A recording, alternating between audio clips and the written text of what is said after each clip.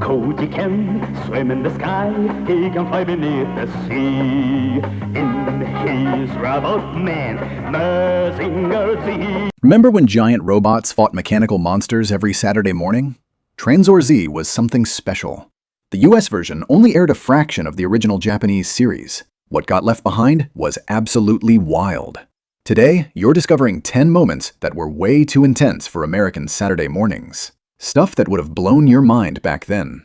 Let's power up that hoverpilder and dive in. Attack! Go, my army of doom machines! Show your power and strength! Number 10. The junkyard hero nobody saw coming. Smash the town completely and occupy the Volcanic Energy Research Institute! Ever root for the underdog so hard you forgot about the main character? Tommy Davis had his shiny Super Alloy Z armor. He got all the glory and the best weapons. But remember Bobo? That bully-turned-ally showed up in his homemade scrap metal robot. His machine was called Bobo-bot. It was built from literal garbage. It couldn't even scratch a mechanical beast. Yet this walking junk pile became one of the show's biggest stars. Oh yeah? Well, so are we. Let's let 'em have it. Yeah! The original series gave Bobo way more screen time than US networks allowed. He appeared in tons of episodes Americans never saw. Some showed his ramshackle bot getting absolutely demolished. Others had him barely surviving attacks that should have killed him. American editors thought watching a fan-favorite character get crushed repeatedly was too brutal for kids. They cut most of those scenes. They weren't wrong. Those moments felt different when you actually cared about the guy. Keep Bobo in mind. His story connects to something even crazier at number 4. We finally made it. You don't think we were followed, do you? Number 9. The villain with two faces, literally. What's scarier than a mad scientist bent on world domination? How about one who's half man, half woman, split right down the middle? What are you doing out here? I'm not gonna let you get away with this, Devline. Meet Devline, known in Japan as Baron Ashura. This wasn't some Jekyll and Hyde personality thing. This was a physical split. Masculine features on one side, feminine on the other, often wearing mismatched clothing to match each side. The backstory was even darker. Dr. Daemon had supposedly created this servant by stitching together two ancient mummies. They came from the Mycene ruins, 2 corpses, 1 body. At last, you two-faced man, she-man, whatever you are. US broadcast standards in the 80s had no idea what to do with this character. The design was too unsettling. The origin was too grotesque. The visual was too confusing for the typical censorship playbook. Many episodes featuring Devline prominently got heavily edited. Some got skipped entirely. American kids missed huge chunks of storyline because this character appeared so often.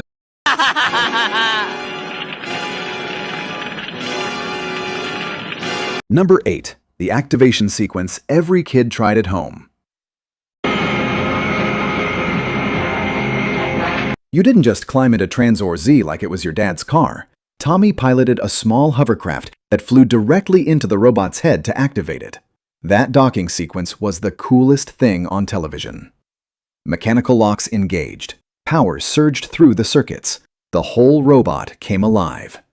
This wasn't just a visual gimmick. It represented the man-machine connection that made the robot feel truly alive. Not remote-controlled, not automatic, alive. No right to interfere. Drop the case and you can go. Japanese broadcasts showed the full transformation in glorious detail. Every episode had the complete sequence. US networks often trimmed these sequences to save time for toy commercials. That meant American kids missed crucial seconds of the very thing that made Tranzor Z iconic. The music, the visuals, the build-up, all cut short. If you ever pretended your big wheel was the hoverpilder, you get it. You knew that moment mattered. The kids who only saw the cut version never stood a chance at the full experience.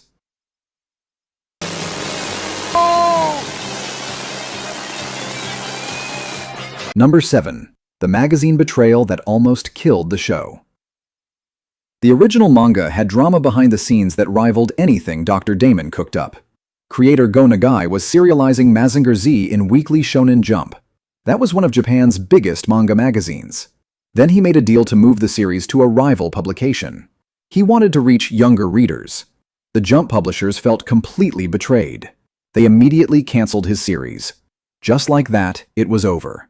This publishing war almost killed Mazinger Z before it became the anime.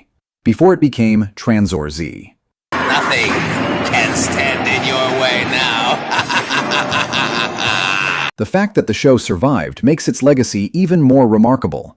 It thrived despite corporate sabotage. American audiences had no clue they were watching a series that almost got erased. It nearly died over a business dispute, but it fought back and became a legend. Sometimes the best stories happen despite the suits, not because of them. Drop the case and you can go. Number 6. The chest missiles that launched 1,000 giggles. Jessica's robot Aphrodite A had a weapon system that raised eyebrows everywhere. The missiles fired directly from the robot's chest. Not the shoulders, not the arms, the chest. Every launch sequence became an exercise in creative camera angles. US editors tried desperately to keep things appropriate for morning television. The original Japanese version didn't shy away from showing exactly where those projectiles emerged. It was right there on screen, clear as day. Jessica, you're going against your father's orders. You have no right to interfere. American censors had to make a choice. They could cut a major character's signature attack entirely, or they could find clever ways to frame the shots. They chose the latter. The result was some hilariously awkward editing. Quick cuts and weird angles made the weapon system seem even more ridiculous than it already was. Sometimes the censorship made it worse. If you remember snickering during those scenes, you weren't alone. The animators knew exactly what they were doing. They had to.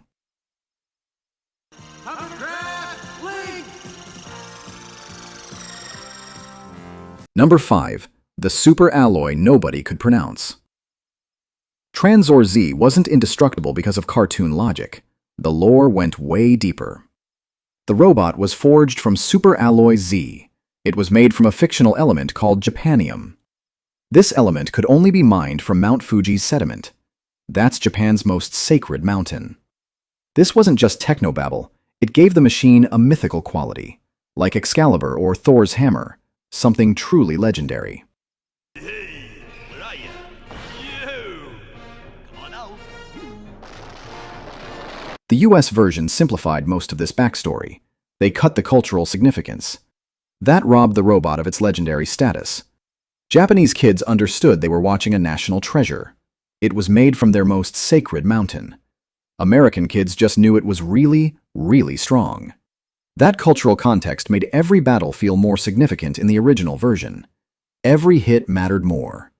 It's the difference between "this robot is tough" and "this robot is forged from something sacred." So they sent a mechanical beast, huh? Hey, Bobo, he looks like he's into karate. Number 4. The motorcycle that almost changed everything. Before the hoverpilder docked into Tranzor Z's head, designers had a completely different idea. The original concept called for a motorcycle to drive up the robot's back. It would lock into the head cavity from behind. It looked incredible on paper. The sketches were amazing. But it proved too complicated to animate consistently. They had to draw it 90+ times across all those episodes.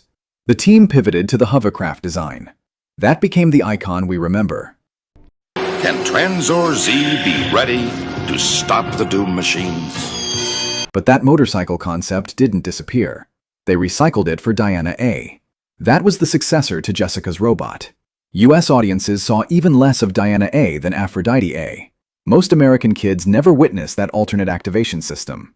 They never saw the motorcycle concept come to life. The original concept art still circulates among collectors. It shows what could have been. Sometimes the rejected ideas are just as fascinating as what made it to screen. Remember Bobo from number 10? His scrappy approach versus this high-tech concept shows how different the show's heroes really were. Whoa! Number 3. The Archaeological Horror Show. Dr. Damon wasn't just another cartoon villain with a weather machine and a grudge. He was a German archaeologist who discovered something terrifying. The ruins of the ancient Mycenaean Empire. They were hidden on Bardos Island. Those ruins contained massive biomechanical titans. They'd been dormant for thousands of years. Instead of calling the authorities, he made a choice.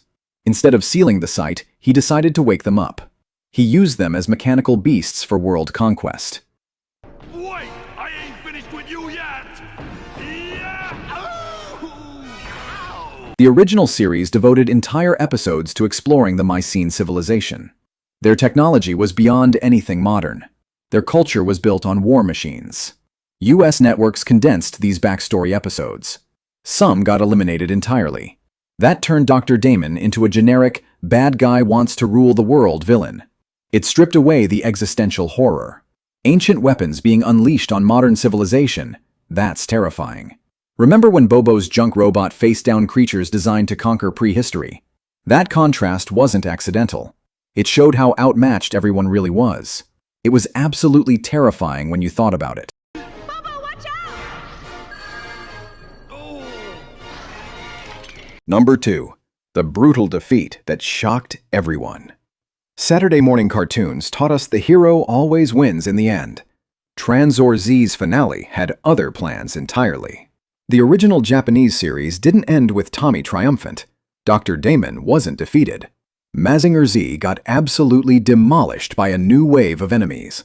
These were far stronger than anything previously encountered. The robot was destroyed, shredded. Tommy was forced out of the pilot seat. A new hero with a more powerful machine stepped in. That hero had to save the day.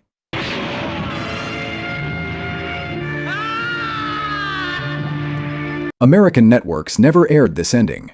US broadcasts stopped long before reaching that storyline. They just stopped showing new episodes. Kids who followed the series faithfully never got closure. You never got to see what happened. You just assumed it was over. Maybe it got canceled. Maybe Tommy won off-screen. You never knew. Imagine if your favorite superheroes series ended with them getting wrecked and replaced. That's not how we did Saturday mornings. Heroes won. Always. This was different.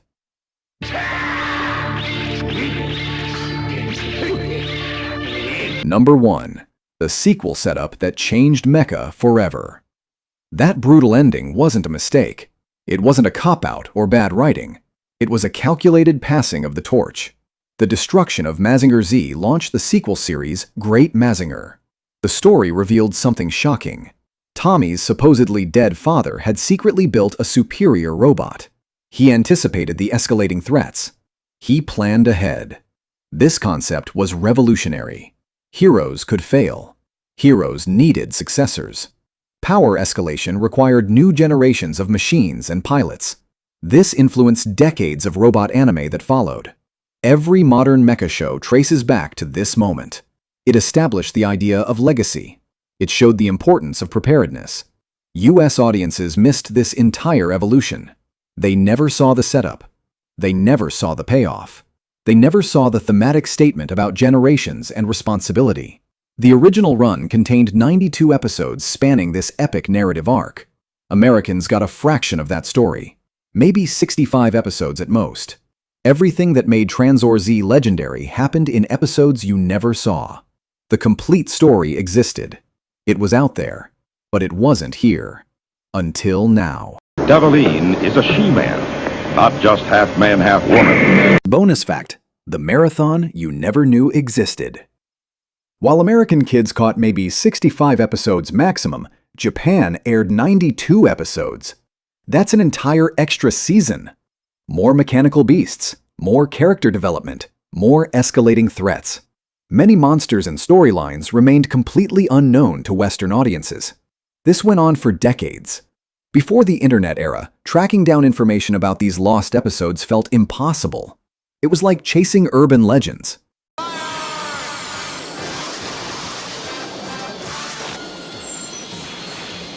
Fan communities traded bootleg VHS tapes. They had burned-in subtitles. They pieced together the complete saga, one recording at a time. The full story of Tranzor Z existed out there somewhere, but reaching it required serious dedication. You needed connections. You needed patience. You needed to want it badly enough. So there you have it. 10 moments from Tranzor Z that were too intense for American television. Too weird. Too complicated. From split-personality villains to brutal defeats. From chest missile awkwardness to archaeological nightmares. This show pushed boundaries we didn't even know existed back then. The version we watched was incredible. Those after-school episodes were appointment television. But the version that stayed in Japan was absolutely wild. It was darker. It was more complex. It respected its audience more. Until next time, keep your hover pilder fueled and ready. You never know when Dr. Damon's mechanical beasts might come knocking. Stay sharp, stay nostalgic. Pilder on.